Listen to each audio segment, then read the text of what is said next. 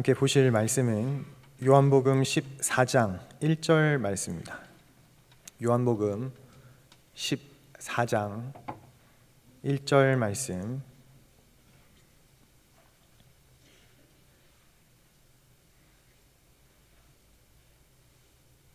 우리가 다 같이 한 목소리로 읽겠습니다. 시작.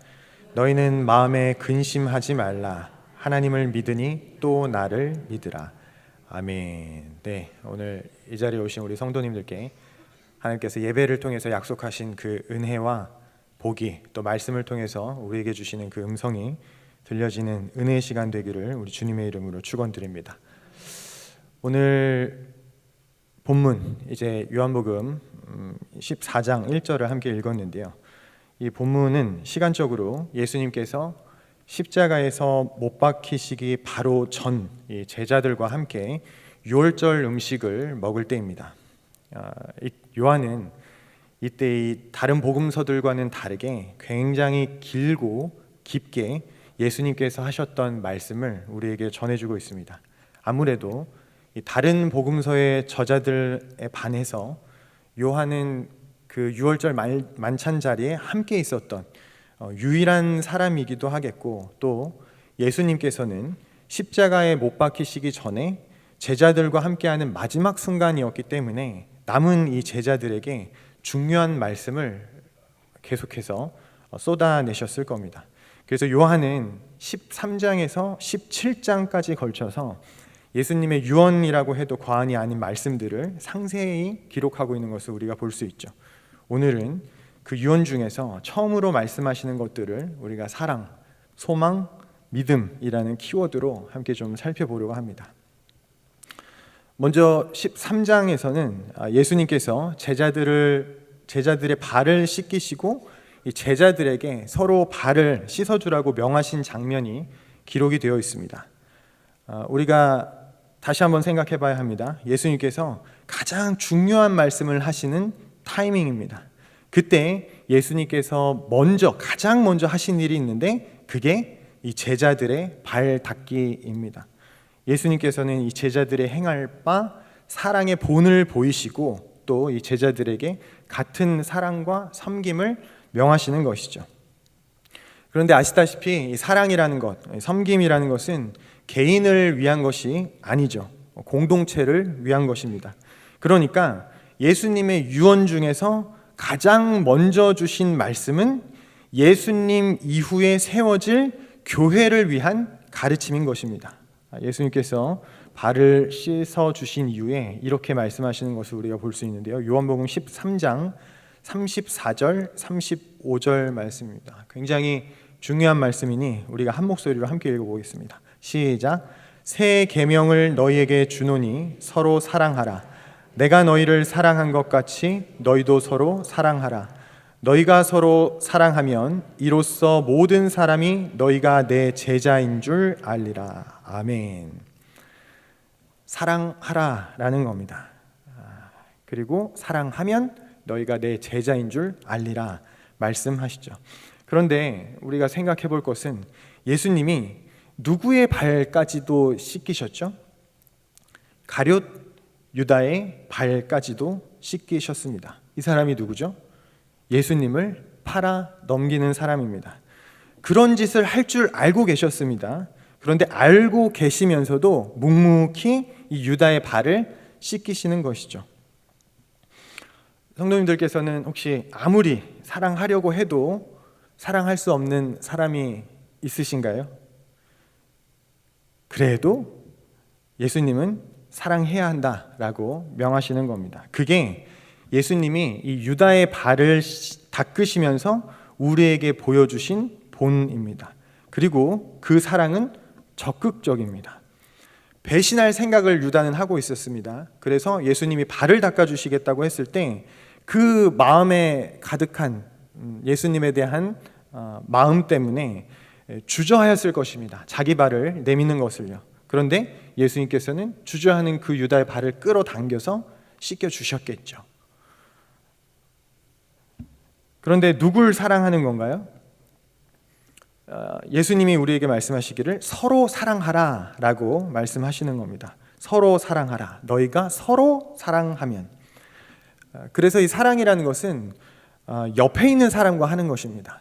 멀리 있는 누군가를 사랑하는 것이 아니라, 전 인류를 사랑하는 것이 아니라 옆에 있는 사람을 사랑하는 거죠. 그래서 원수 같은 자라도 사랑해야 한다라는 것이 예수님의 말씀이고, 옆에 있는 사람을 사랑해야 한다라는 것이 예수님의 말씀인 것입니다. C.S. 루이스가 서로 사랑하는 것에 대해서 이렇게 쓴 바 있습니다. 인류를 사랑한다는 거창한 타이틀에 우리가 열광하기 쉽다. 그러나 모든 사람을 사랑한다는 것은 아무도 사랑하지 않는 것에 대한 변명일 수 있다. 또 이 사랑에 대한 많은 저술을 남긴 에리 프롬이라는 사람은 이렇게 말했습니다. 내가 진실로 한 사람을 사랑하면 나는 모든 사람을 사랑하고 전 세계를 사랑하고 삶을 사랑하는 것이다. 서로 사랑에 대해서 이런 말들을 남겼죠. 또 우리 성경을 한번 살펴볼까요? 요한은 자신의 책 요한 1서에서 이렇게 쓴 것을 우리가 볼 수 있습니다. 요한 1서 4장 20절 말씀인데요.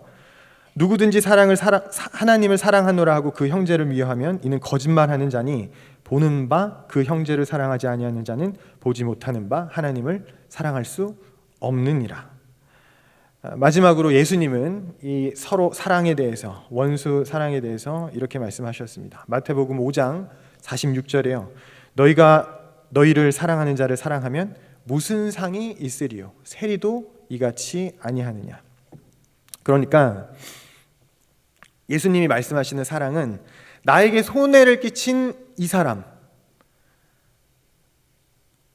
죄송합니다. 이해를 돕기 위한 의미 없는 손짓이니까 오해가 없으시기 바랍니다. 나에게 손을 끼친 이 사람, 내 명예에 금이 가게 한 저 사람, 나를 배신한 이 사람, 나의 마음을 아프게 한 저 사람을 사랑하라는 겁니다. 용서하고 인내하고 먼저 다가가면서 사랑하는 것이죠. 그러니까 사랑할 만한 자가 아니라 원수 같은 자라도 사랑하는 것. 예수님은 그래야 내 제자라는 겁니다. 그러면 상도 주신답니다.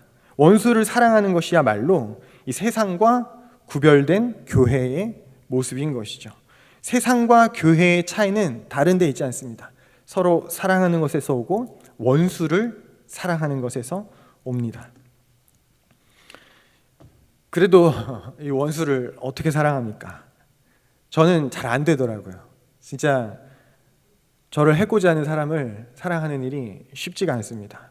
저에 대해서 욕하는 사람에 대해서 저는 사랑의 마음을 품는 것이 쉽지가 않습니다. 그러면 최소한 이렇게 기도라도 하는 겁니다. 주님, 저 원수 같은 사람을 어떻게 사랑합니까? 그래도 주님이 사랑하라 하셨으니까 사랑하려고 합니다. 내 안에 죄인을 사랑하신 주님의 영이 계시니 주님의 그 사랑을 내게 가르쳐 주세요. 이 태도로 하나님께 기도하며 살아가는 것. 그러면 틀림없이 우리 안에 계신 주님이 우리가 사랑할 수 있도록 도우십니다. 왜? 우리 안에 그 영이 있으니까요. 이 영이 어떤 영이죠? 죄인을 사랑하신 영입니다.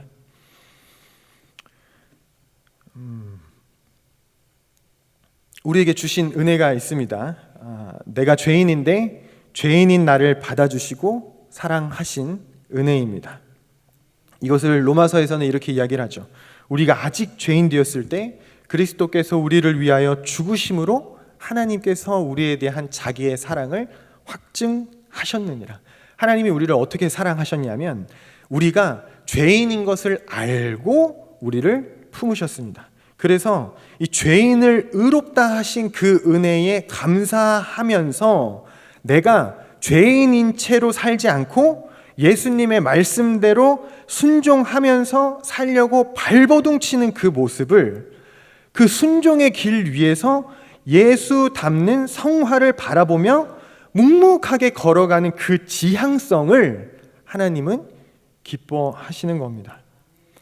그래서 우리에게 나타난 어떤 결과가 쉽지 않다 할지라도 우리가 그것을 향하여 나아가는 것, 원수에게 뺨을 맞았을 때 다른 뺨을 돌려대려고 노력하는 것, 내 속옷을 뺏겼을 때 내 겉옷을 주려고 노력하는 것, 노력하는 그 모습을 하나님께서는 기뻐하시는 것이죠. 그렇게 우리 꽃동산 교회도 이 예수님을 닮아서 원수를 사랑하는 교회가 되기를 바랍니다. 그것이 우리 꽃동산 교회로 하나님 나라가 되게 하는 것입니다. 우리 계속해서 말씀 보겠습니다. 이 제자들에게 발을 닦아주실 때까지만 해도 제자들은 그저 예수님 왜 이러시지? 하면서 의아한 정도였을 것입니다. 그런데 갑자기 예수님께서 발을 다 씻겨주시고 난 이후에 괴로운 표정을 지으면서 이렇게 말씀하시는 겁니다. 너희들 가운데 하나가 나를 팔 것이다. 또 그에 더해서 이런 말씀을 하십니다. 내가 갈 곳에 너희는 올 수 없느니라. 우리 요한복음 13장 33절 말씀 함께 보겠습니다. 우리 한 목소리로 요한복음 13장 33절 말씀 제가 읽어드리겠습니다. 작은 자들아 내가 아직 잠시 너희와 함께 있겠노라. 너희가 나를 찾을 것이나 일찍이 내가 유대인들에게 너희는 내가 가는 곳에 올 수 없다고 말한 것과 같이 지금 너희에게도 이르노라. 여기서 이제 예수님이 제자들을 작은 자들아라고 부릅니다. 이것은 정서적으로 친밀하고 사랑스럽게 아랫사람을 부르는 호칭입니다. 원어적으로요. 그러니까 이 미성숙한 제자들을 굉장히 사랑스럽게 부르시는 예수님의 마음이 담겨 있는 그런 호칭이죠. 그런데 정작 예수님의 말씀은 이 제자들의 마음을 근심하게 하고 불안하게 하는 것입니다. 왜냐? 내가 가는 곳에 너희는 올 수 없다라고 하시니까요. 이제 제자들과 분리되겠다라는 말씀입니다. 다시는 나를 만날 수 없다라는 식으로 예수님이 말씀하시니까 이 말씀을 듣고 혈기 있던 베드로가 저돌적으로 예수님을 따라가겠다라고 나섭니다. 그 장면이 13장 36절에서 38절에 기록되어 있는데요. 우리 한 절씩 교독하면서 보겠습니다. 시몬 베드로가 이르되 주여 어디 가시나이까? 예수께서 대답하시되 내가 가는 곳에 내가 지금은 따라올 수 없으나 후에는 따라오리라.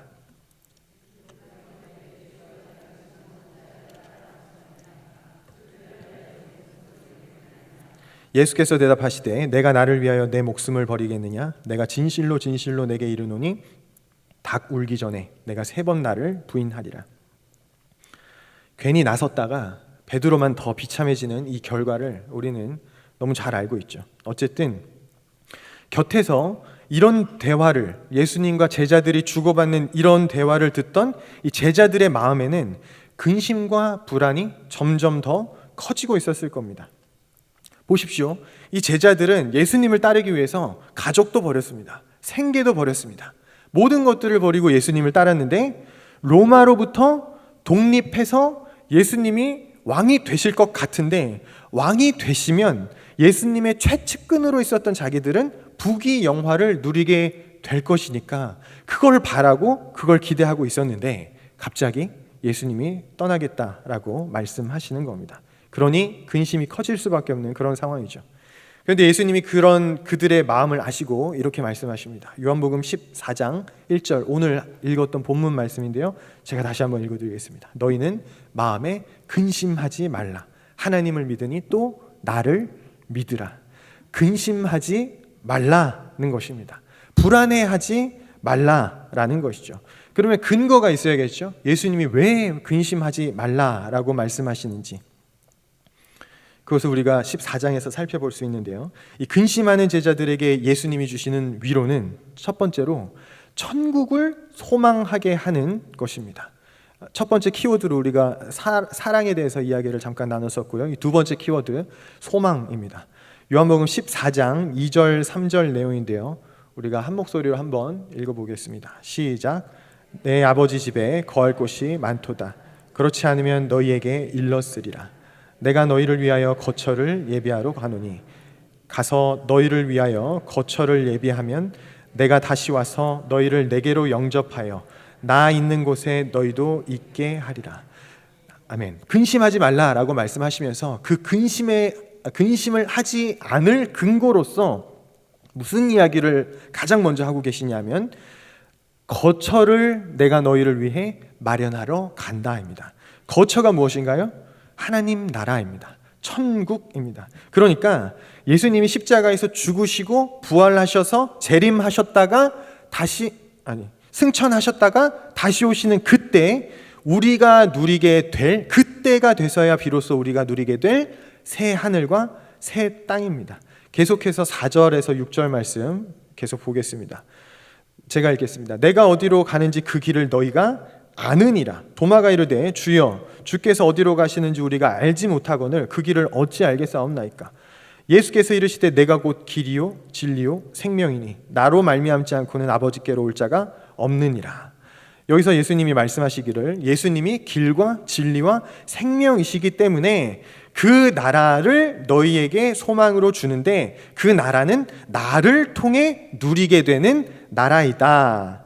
그래서 예수 안에서 그 길을 걷고 있는 그 제자들은 틀림없이 누리게 될 나라인 것이죠. 그래서 예수님이 이렇게 말씀하시는 겁니다. 내가 어디로 가는지 그 길을 너희가 아느니라. 너희는 그 길을 안다라고 예수님이 말씀하시는 이유는 나와 함께 있기 때문에, 비록 지금은 깜깜해서 아무것도 보이지 않지만 너희가 나와 함께 있기 때문에 너희도 그 거처로 들어가게 될 것이고 그것을 소망으로 삼으라 라는 말씀을 하시는 겁니다. 그런데 눈앞에 캄캄해지는 그 근심과 답답함 가운데 있던 제자들에게 사실 저는 이 본문을 보면서 저 세상 이야기, 천국 이야기가 무슨 의미가 있을까라는 의문이 좀 들기는 합니다. 이 제자들이요 당시 20, 30대였습니다. 그리고 혈기왕성해서 이스라엘의 독립이라는 그 혁명에 가담하고 있다라고 생각하는 새파란 청춘들이었습니다. 근데 이 사람들에게 죽고 난 이후의 이야기가 무슨 위로가 되겠냐는 말입니다. 사실 그런 말씀은 죽음이 가까운 자들, 이 땅에서의 더 이상 소망을 품을 수 없고 죽은 이후를 두려워하고 염려하는 자들에게는 마음에 와닿는 말씀이 될 수 있겠지만 이 청년들에게는 그다지 위로가 되지 않지 않았을까라는 생각도 듭니다. 한 예로 우리가 실직한 가장에게 이렇게 말한다고 생각해 보십시오. 왜 그렇게 걱정하십니까? 천국이 있지 않습니까? 실직한 가장은요, 먹여 살려야 할 가족들이 있고요, 돈을 벌어야 하고요, 또 뭐 내야 할 여러 가지 많은 금전적인 문제들이 있습니다. 근데 이런 것들을 마주하고 있는 이 사람에게 내세에 대한 이야기를 한다는 것, 현실의 문제에 대해서 내세의 해결책을 제시한다라는 것은 언뜻 도피주의적으로 좀 보일 수 있는 것이죠. 그런데 우리가 언제나 묵상해야 할 것이 있습니다. 그것은 우리가 예수님을 믿는 이유입니다. 우리가 예수님을 믿는 이유가 무엇인가요? 이 땅에서 만족을 누리기 위해서인가요? 아닙니다. 이 땅은요, 남의 땅이고요, 남의 나라입니다. 그렇게 생각하셔야 돼요. 우리가 사는 이 땅은 남의 나라고 남의 땅입니다. 그럼 우리의 본향은 어디죠? 천국입니다. 우리가 예수 믿는 이유는 이 땅에서 잘 먹고 잘 살기 위한 것이 아닙니다. 그거는 서비스예요. 보너스입니다. 우리가 예수 믿는 이유는 천국 가기 위해서입니다. 이 사실을 우리 성도님들 날마다 매일매일 곱씹어야 합니다. 우리는 구원받기 위해서 예수님을 믿습니다. 구원은 곧 천국 그 자체입니다. 천국은 우리가 바라고 꿈꾸는 모든 행복 가운데 가장 으뜸입니다. 그 사실을 믿고 흔들려서는 안 됩니다. 예수님은 뭐라고 말씀하시냐면 제자들에게 나 있는 곳에 너희도 있게 하리라 라고 하셨습니다. 예수님도 그 천국에서 우리와 함께 영원히 사신다라는 것이죠. 예수님과 직접 대면해서 교제할 수 있는 곳이라는 것입니다. 그래서 천국에 가서 예수님을 만나면 사실 물어보고 싶은 게 많습니다.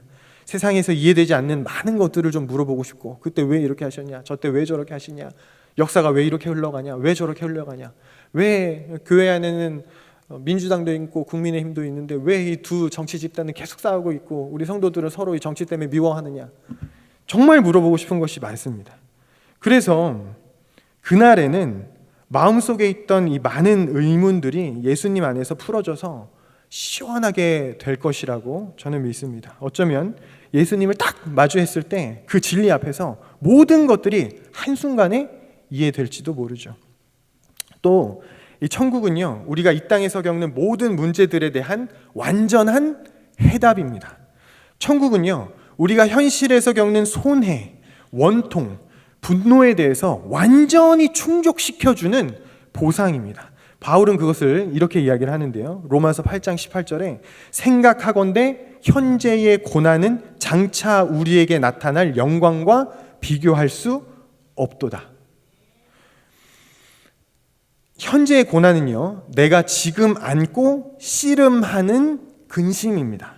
앞서 예를 든 그 실직이라던가 굶주림이라던가 육체의 고통이라던가 이별의 슬픔이라던가 마음의 질병 같은 세상에서 겪는 무수히 많은 고통을 의미하는 것이죠. 그런데 천국의 영광을 보는 자들에게는 그것이 작은 일이라는 것입니다. 시선이 천국에 있는 자들에게는 이 땅에서 겪는 어떤 어려움이든지 더 작은 일이 된다라는 것입니다. 하나의 예를 제가 말씀드리려고 합니다. 2008년도 8월 인도 오리사주 칸다말이라는 지역에서 있었던 사건입니다. 과거 그 인도에서 힌두교 지도자가 피살되는 사건이 있었는데요. 그게 기독교인이 배우라는 유언비어가 퍼졌습니다. 그래서 이 수천의 과격분자들이 기독교인 거주 지역에 들어가서 그 지역 사회를 약탈하고 화재를 일으키고 살인을 하고 강간하면서 이 기독교인들을 핍박한 사건이 있었습니다. 그때 100명의 기독교인들이 순교를 당했고요. 6천여 가구가 불에 탔고요. 5만 6천 명이 피신하거나 추방된 적이 있습니다. 그때 핍박을 당했던 한 가정의 이야기를 말씀드리겠습니다. 죄송합니다. 조금 자극적인데요. 이 힌두교 과격 분자들이 한 집에 들어가서요, 그 아빠와 오빠들을 다 죽입니다. 그리고 엄마와 언니들을 다 집단으로 강간을 하고요, 다 참수시켜버리는 일이 있었습니다. 그리고 14살 된 여자아이를 남자들이 들어가서 집단 강간을 하고 온몸에다가 휘발유를 붓고 불질러 버렸습니다. 그 여자아이의 몸이 타고 있다가 딱 절반 정도 탔을 때 선교사님들이 마침 그 집에 들어가서 불을 꺼줬고 다행인지 불행인지 그 여자아이는 살았습니다. 이런 경우에는요, 이런 말이 안 통합니다. 네가 예수님 믿으니까 네가 용서해. 하나님은 사랑이니까 네가 용서해야지. 이 여자아이에게는 절대 통하지 않습니다. 만약 그게 복음이면 그건 너무 얕습니다. 그럼 이 여자에게 통하는 복음은 무엇이냐? 이것이죠. 네가 당한 대로 갚으실 거야. 기다려. 반드시 예수님이 이 땅에 오셔서 모든 것을 새롭게 하실 때 네가 당한 대로 예수님이 갚으실 거야. 그날까지 꼭 참고 기다려. 이게 이 여자에게 복음입니다. 근데 우리 앞서 사랑을 이야기했는데, 그럼 사랑은요?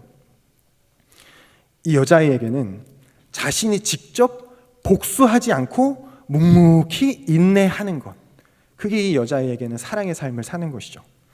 예수님이 묵묵히 그 십자가의 길을 인내하셨던 것처럼요. 그리고 그 예수님께서 다시 오실 때 고난당한 자를 위로하시고 악한 자를 심판하셔서 깨어진 공의를 회복하시는 것이 바로 복음인 것입니다.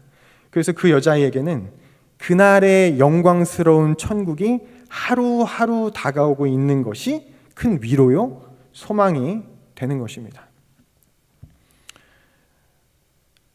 우리 마지막 키워드, 믿음을 좀 살펴보겠습니다. 근심하는 제자들에게 예수님께서 주시는 위로, 믿음인데요. 무엇에 대한 믿음인가?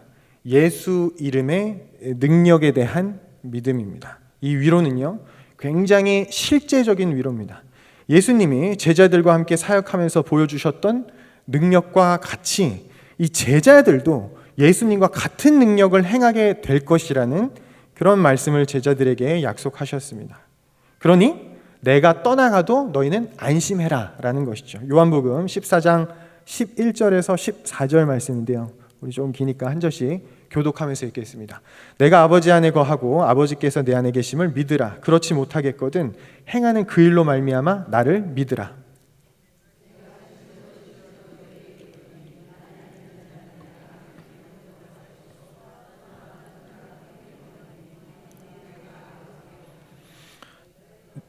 제가 읽겠습니다. 너희가 내 이름으로 무엇을 구하든지 내가 행하리니 이는 아버지로 하여금 아들로 말미암아 영광을 받으시게 하려 함이라. 아멘. 이 말씀은 이런 의미입니다. 내가 떠나면 내가 하던 일을 너희가 해야 한다.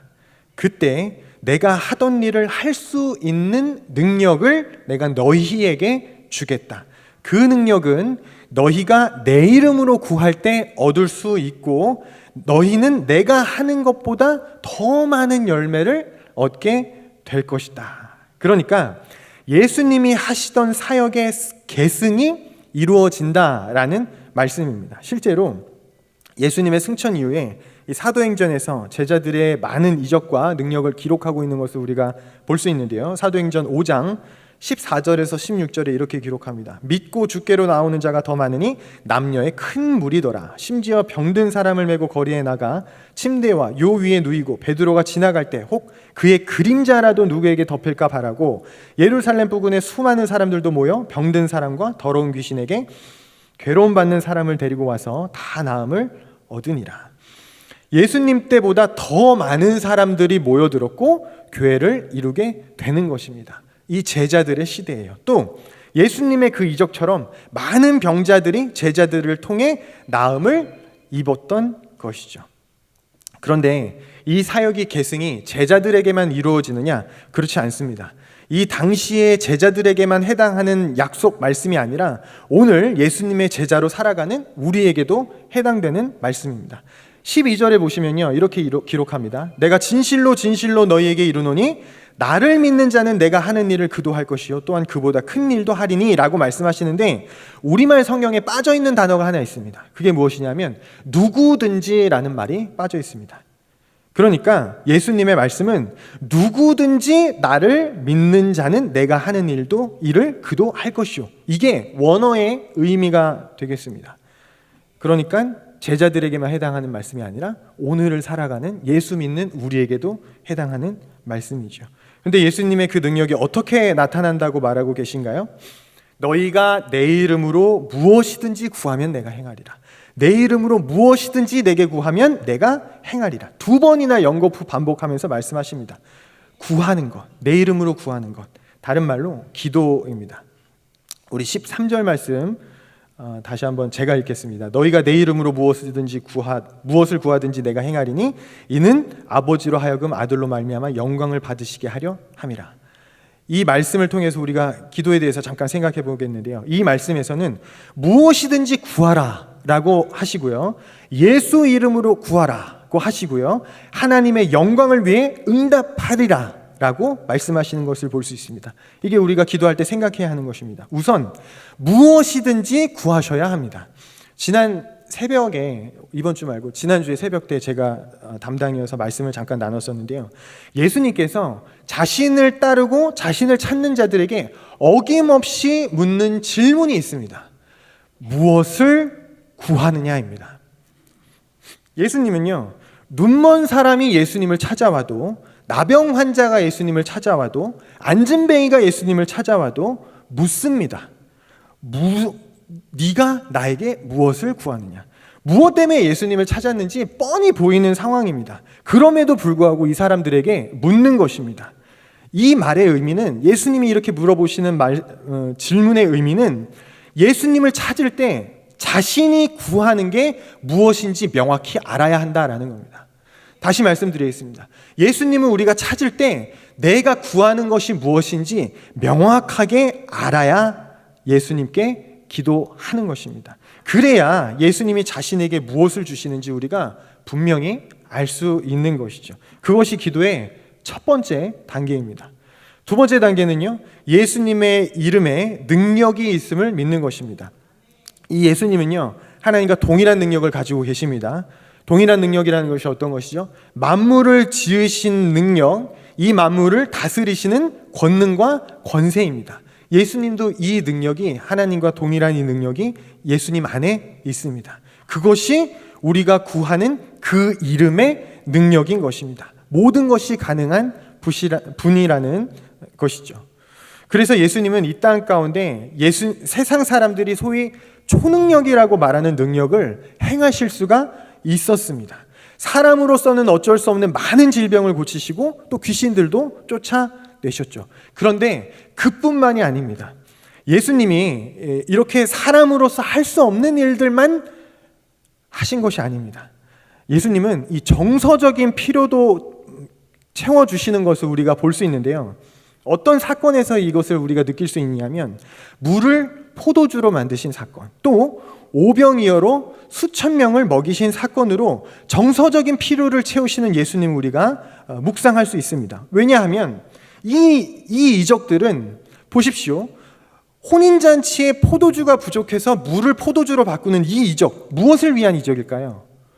혼주가 그 잔치에 참여한 사람들이 실망하지 않도록, 그러니까 혼주가 곤란한 상황을 만들지 않기 위해서 예수님이 행하셨던 이적인 것입니다. 또 오병이어의 이적은 무엇을 위한 이적이었나요? 배고픈 자들을 위로하기 위한 이적이었습니다. 그러니까 굳이 반드시 이적을 행하지 않아도 되는 일에도 예수님께서는 사람들에게 정서적인 만족감을 주기 위해서 능력을 행하셨던 겁니다.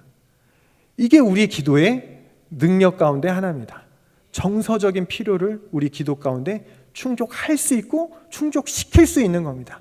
다른 사람을 위해서 기도하는 그 기도에 능력이 있는 이유인 것이죠. 이것이 예수님이 인간으로 이 땅에 오셔서 우리에게 공감하시고 도우신다라는 것의 실제적인 모습을 우리가 보게 하여 주는 것입니다. 그리고 예수님은요, 하나님과 우리 사이의 중보자라는 것을 알고 계실 것입니다. 예수님의 이름이 이 땅에 우리를 하늘의 하나님과 연결시켜 줍니다. 예수님의 순종과 헌신과 희생으로 우리의 기도가 하나님께 상달되게 된 것입니다. 하나님은 이 예수님의 이름을 가장 기뻐하십니다. 예수님의 이름으로 기도하면 하나님은 거절하지를 못하십니다. 그 사실을 믿으십시오. 그게 예수님이 하신 말씀입니다. 사도행전 4장 12절에 이렇게 말씀합니다. 다른 이로서는 구원을 받을 수 없나니 천하 사람 중에 구원을 받을 만한 다른 이름을 우리에게 주신 일이 없음이라 하였더라. 예수의 이름을 기뻐하셔서 구원도 천국도 그 이름에 붙여주신 겁니다. 이 예수의 이름이 너무 기쁘고 좋아서 이 예수의 이름에 그 능력, 천국의 능력을 붙여주신 것이죠. 예수의 이름으로 기도하면 그래서 틀림없이 하나님이 들으시고 응답하십니다. 믿음의 영역입니다.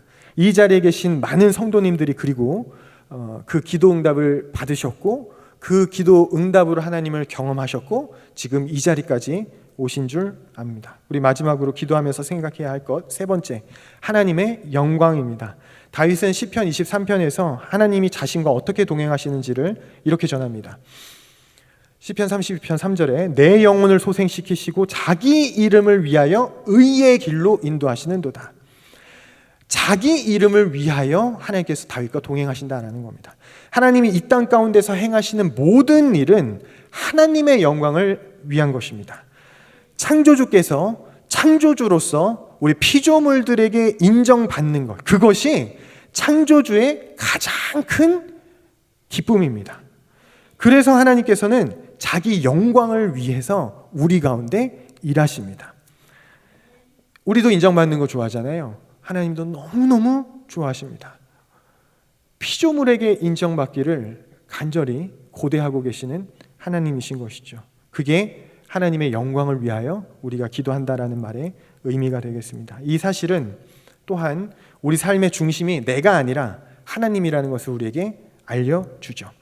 우리 기도가 1월 성신에게 하는 정화수가 되어서는 안 됩니다.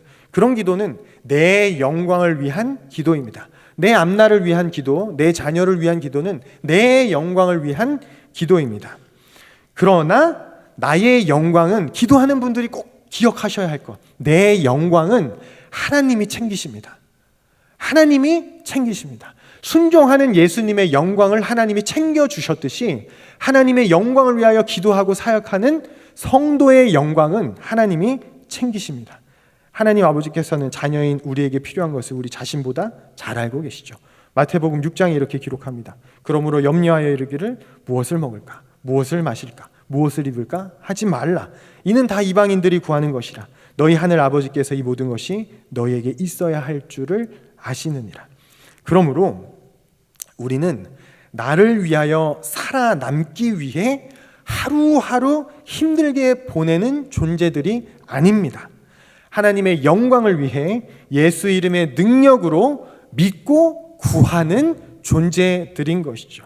그 능력이 근심 가운데 있는 제자들에게 약속하신 것이고, 이 말씀을 읽는 오늘날 우리에게 예수님께서 약속하신 것입니다. 말씀을 정리하겠습니다. 예수님께는 하나님의 시선이 있었습니다. 그 시선이 무엇이냐면 과거와 현재와 이 미래를 통합적으로 보는 시선입니다. 그래서 예수님은 죽으신 이후에, 죽기 전이지만 죽으신 이후에 부활하실 것과 승천하신 후에 재림하실 것까지 예수님은 모두 알고 계셨습니다. 그리고 예수님을 따르는 사람들이 예수님과 함께 천국을 누리는 것까지 예수님은 알고 있었습니다. 시간 밖에서 그 모든 것을 볼 수 있는 예수님께 그것은 실제입니다. 이 실제를 보시는 예수님이 그래서 비록 자신은 떠나지만 제자들에게는 근심하지 말라라고 자신 있게 말씀하시는 것이죠.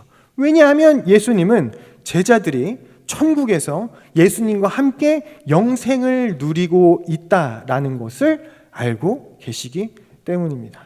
그래서 예수님은 그들이 이 땅에서부터 천국을 살게 하기 위해서 그들에게 꼭 필요한 것들을 말씀하셨습니다. 그것은 서로 사랑하는 것이고, 근심 가운데 천국을 소망하는 것이고, 기도의 능력을 믿음으로 천국을 이 땅 가운데서 경험하는 것입니다. 믿음, 소망, 사랑이죠. 이것은 오늘을 살아가는 우리가 예수님의 제자로 살아가는 방법이기도 합니다. 그래서 서로 사랑하고 천국을 소망하고 기도의 능력을 믿음으로 살아가는 우리 성도님들 다 되시기를 주님의 이름으로 축원합니다.